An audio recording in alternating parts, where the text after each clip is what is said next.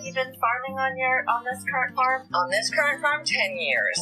Fantastic. So you just passed the mark from being a beginning farmer to established farmer. Well, we were 5 years before that at another, or 7 years before that at another farm. Okay, Yeah. well, fantastic. Okay. But still consider ourselves beginners. Okay, so because our aim is to provide information to new farmers, we would like to know more about your beginning as a farmer. How did you develop your farm? Well, that's a good question. It mainly began as a backyard garden and then just kind of grew out of that. We began actually by selling in very small amounts, herbs to restaurants from our backyard garden. Then we progressed to a small farm, and we began to sell at farmers markets, which were very slow and not very busy at the time, but we stuck with it, and the business grew each and every year. It took about 3 to 5 years before we could leave our regular jobs to pursue farming full-time, but we have been doing that now this is the 15th year. Wow. So it can be done. What were your goals in developing your farm?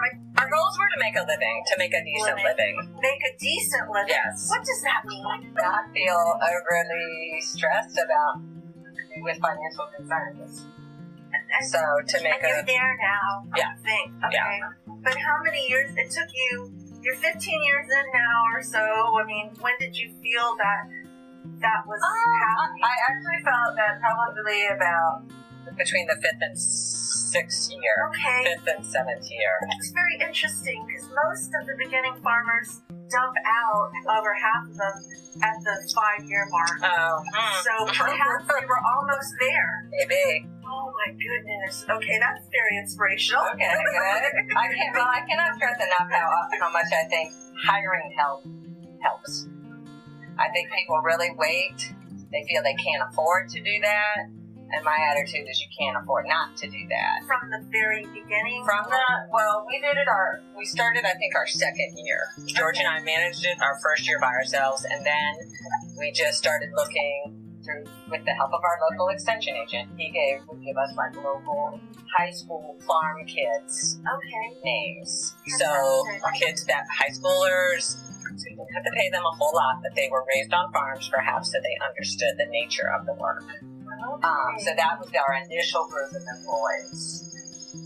What would have been useful to you as a new farmer to best plan for your farm? I mean, is there anything you wish you'd have known as a new farmer to have gotten to this point, or you just found out as you went along? We did just find out as we went along, but with a lot of help from Extension and folks like y'all at BSU.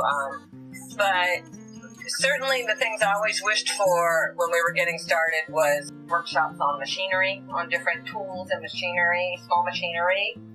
Hard to find those. Okay. Although you see them on occasion now. And also then anything financial related.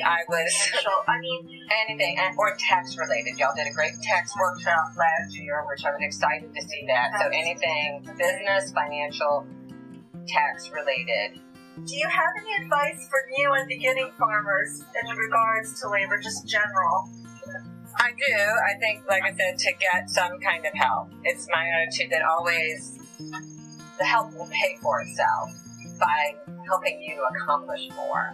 You always think you can't afford it, but by and large, an additional worker or two is going to do enough work to easily pay for themselves and probably make you some more money. And then you're going to be not as overworked, because I think that's a big problem is you tend to kill yourself in this job.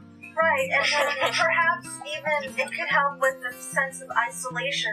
Maybe if you're feeling that you're alone and in this by yourself, but if someone's coming alongside, every day to help you in the task, perhaps that can help. Absolutely. Your feelings of self-worth. It does help. And you're right. Farming can be a very isolating job when you're in a rural location. So it is nice to have other people around. I think that's healthy and good. So that's just my advice is that even if you think you can't afford help, is to try and get some. Once you get to that position.